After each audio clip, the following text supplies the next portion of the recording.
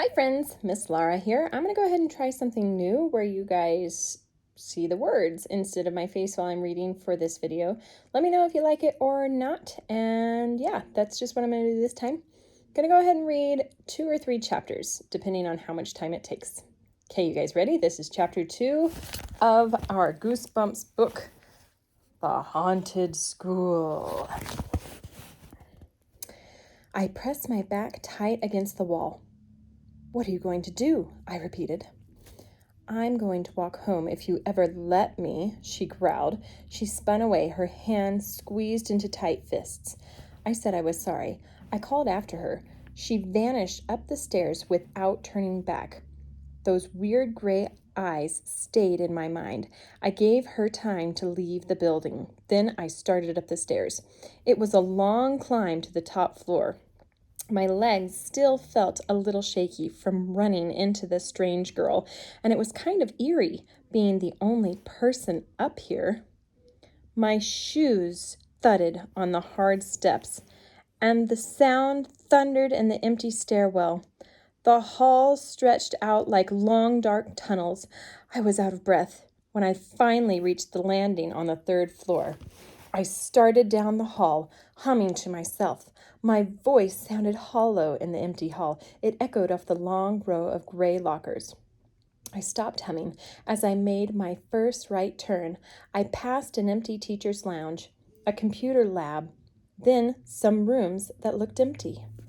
Another right turn took me into a narrow hall with wooden floors that creaked and groaned under my shoes. I stopped outside the room at the end of the hall. A small, hand-lettered sign beside the door read, "Art Room." I grabbed the doorknob and started to pull the door, but I stopped when I heard voices inside the room. Startled, I gripped the doorknob and listened. I heard a boy and a girl. They were talking softly. I couldn't make out their words, but the kids sounded like Thyla and Ben. What are they doing up here? I wondered. Why did they follow me? How did they get up here before I did? I pushed open the door and stepped inside. "Hey guys," I called. "What's going on?" My mouth dropped open. The room was empty. "Hey," I called. "Are you guys in here?" No reply. My eyes darted around the big room. Golden afternoon sunlight poured in through the windows. The long art tables stood clean and empty. Some clay pots were drying on the window ledge. A mobile made of wire hangers and soup cans hung from the ceiling light. Weird, I thought, shaking my head. I heard voices in here. I know I did. Are Thyla and Ben playing a little joke on me? I wondered. Are they hiding up here? I made my way quickly to the big supply closet and opened the door. "Caught you!" I cried. No one in there. I stared into the dark closet. Am I starting to hear voices? I wondered. Maybe my fall off the ladder was worse than I thought. I reached up and pulled the chain and turned on the closet light. On both sides of me, shelves of art supplies reached to the ceiling. I spotted the red paint we needed and started to slide a few cans off the shelf. But I stopped when I heard a girl laugh. Then a boy said something. He sounded excited. He was talking rapidly, but I couldn't make out the words. I spun back around to the art room. No one there. "Hey, where are you?" I called. Silence now. I pulled a paint can off the shelf and tucked it under my arm. Then I grabbed another can with my free hand. "Hey," I called. When I heard the voices again, "This isn't funny," I cried. "Why are you hiding? Where are you hiding?" No reply. They must be in the next room, I decided. I carried the paint cans out into the art room and set them down on the teacher's desk. Then I crept into the hall. I stopped at the next door and poked my head into the room. It was some kind of storage room. Boxes marked fragile were stacked against the wall. No one there. I checked the room across the hall. No one there either. As I walked back to the art room, I heard the voices again. The girl was shouting now, and then the boy shouted too. It sounded as if they were calling for help, but for some reason their voices seemed muffled, kind of far away. My heart started to beat a little faster. My throat suddenly felt dry. Who is playing this joke on me? I wondered. Everyone has gone home. The whole building is empty. So who is up here, and why can't I find them? Ben? Thyla? I shouted. My voice echoed off the long wall of gray lockers. Are you up here? Silence. I took a deep breath and stepped back into the art room. I'm just going to ignore them, I decided. I hoisted up the 2 cans of paint and made my way back out into the hall. I glanced quickly both ways, thinking I might see Thyla and Ben. A shadow leaned out from an open doorway. I froze and stared. Who's there? I called. A man backed out of the doorway, pulling a large vacuum cleaner. He wore a gray uniform and had the stub of an unlit cigar clenched in his teeth. The janitor. I sighed and made my way to the stairs. I don't think he saw me. The stairway curved halfway down. I started down the steps, but I stopped in front of a large bulletin board on the wall. I glanced over the notices of school events, a calendar, and a lost and found list. Oh, wow, I'm in trouble. I don't remember seeing this on my way up, I told myself. I gazed back up to the top of the stairs. Did I take the wrong stairway? Will these stairs take me back to the gym? Only one way to find out, I decided. Gripping the paint cans tightly, I turned and continued down. To my surprise, the stairs ended at the 2nd floor. I gazed down a long hallway, searching for stairs to take me to the gym in the basement, but I only saw closed classroom doors and a long row of metal lockers. The paint cans started to feel heavy. My shoulders ached. I set the cans on the floor and took a moment to stretch my arms. Then I picked up the cans and started walking again, my footsteps ringing in the empty hall. I glanced into the rooms I passed. Whoa! A skeleton grinned at me from the doorway. My mouth dropped open, but I quickly got myself together. Probably some kind of science lab, I murmured. I thought I saw a small black cat lurking at the end of the row of lockers. I stopped and squinted down at it. Not a cat. Somebody's black wool ski cap. Tommy, what is your problem? I said out loud. I never realized how creepy a school building can be after everyone has left, especially a totally unfamiliar school building. I turned the corner into another long, empty hall. Still, no stairs in sight. Ben and Thyla must wonder what happened to me, I thought. They must think I got lost. Well, I am lost. I passed a display case of shiny sports trophies. A red and black pennant draped over the case proclaimed, "Go Bisons." That's our team name, the Bell Valley Bisons. Aren't bisons big and very slow? And aren't they almost extinct? What a lame team name. I continued down the hall, thinking hard, thinking of better team names. The Bell Valley Hippos, the Bell Valley Warthogs, the Bell Valley Water Buffaloes. The last one made me laugh. But I stopped laughing when I realized I'd reached the end of the hall. A dead end. Hey, I called out, my eyes searching the closed doors. Shouldn't there be a stairway here? Some kind of exit? There appeared to be a narrow doorway, but it was boarded up. Old, rotting boards had been nailed over the entire opening. I never should have volunteered to get the paint, I told myself. This school building is too big, and I don't know my way around. Thyla and Ben are probably fed up by now. I gazed down the long hall. 2 unmarked doors stood side by side against one wall. They didn't appear to be in classroom doors. I decided to try one. I leaned forward and pushed the door with my shoulder and stumbled into a large, dimly lit room. Whoa, where am I? My voice sounded small and shrill. Squinting into the gray light, I saw a crowd of kids staring back at me. The kids stared back at me so stiffly, so still as statues. And then I realized they were statues of kids, at least 24 of them. They were old-fashioned looking. Their clothes were funny, like from an old movie. The boys wore sports jackets and very wide neckties. The girls' jackets all had wide shoulder pads. Their skirts came down their ankles. I lowered the paint cans to the floor. Then I took a few cautious steps into the room. The statues were so real-looking, so lifelike, more like department store mannequins than statues. Their glass eyes glistened. Their red mouths were set sternly, not smiling. I stepped up to the statue of a boy about my age and grabbed the sleeve of his jacket. Real cloth, not sculpted stone or plaster. It was so dark in the room, hard to see clearly. I reached into the pocket of my khakis and pulled out my red plastic lighter. I know. I'm not supposed to have a lighter.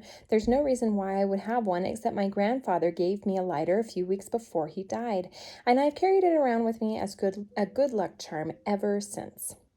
I flicked the lighter and raised the flame to the boy's face. The skin was so real. It even had tiny pimples on one cheek and a scar under the chin. I closed the lighter and slipped it back in my pocket. Then I touched the boy's face, smooth and cool, carved or molded out of some kind of plaster.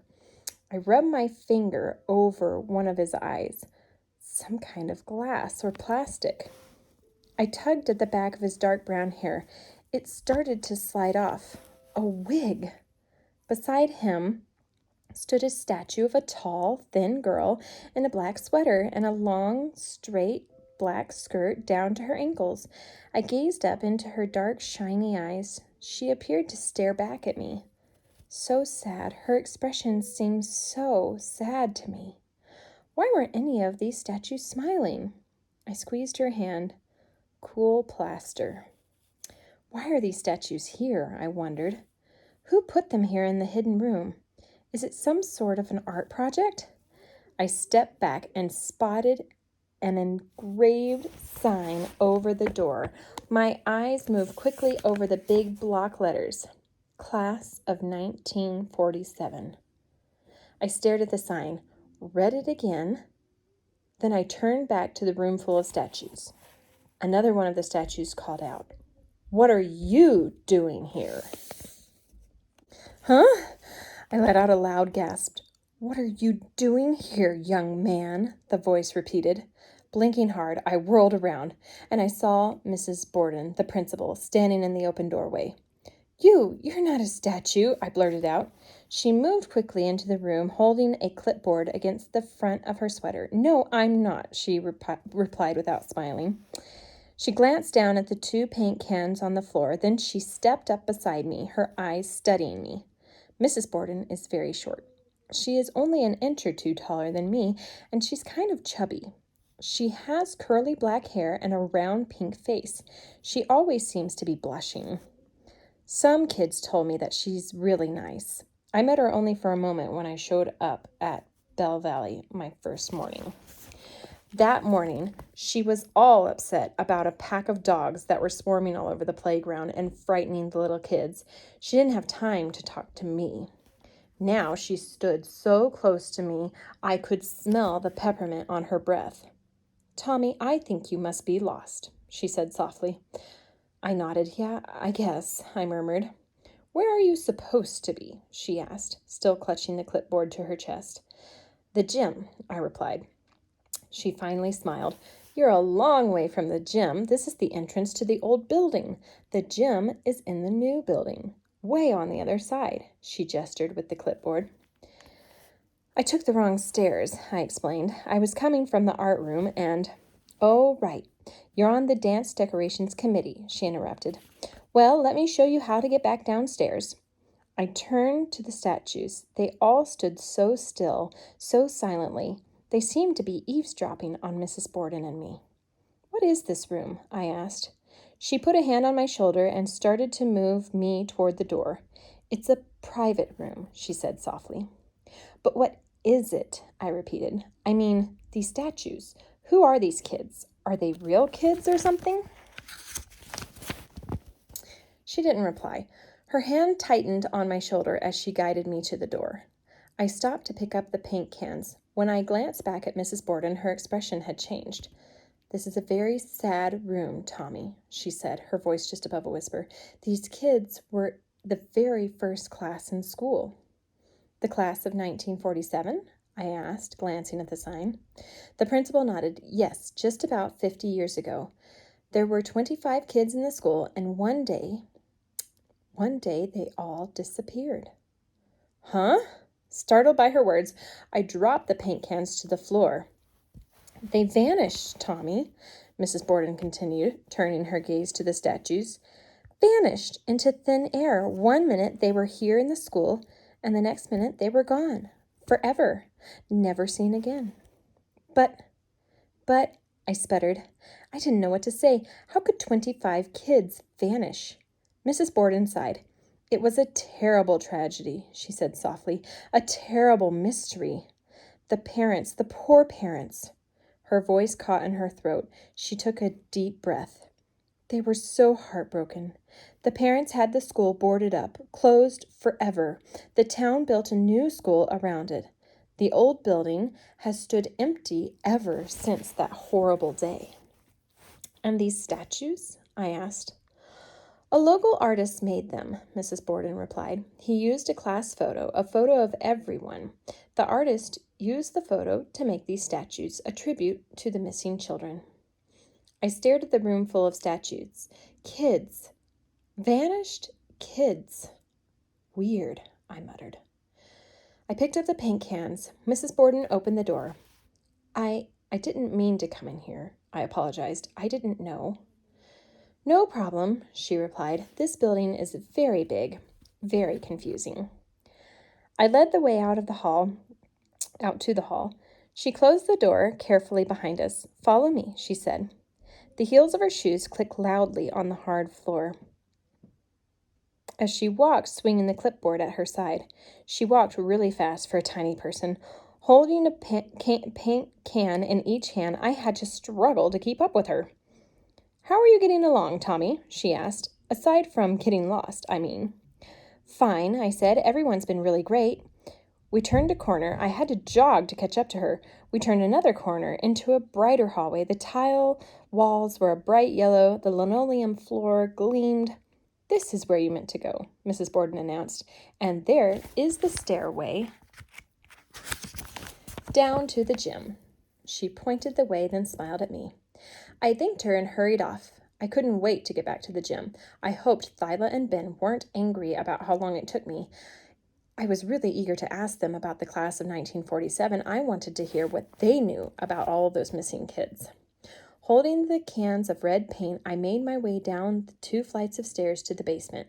It all looked familiar now. I ran past the lunchroom to the double gym doors at the end of the hall, pushed open the doors with my shoulder, and burst into the gym. Hey, I'm back, I called. The words caught in my throat. Thyla and Ben were sprawled face down on the gym floor.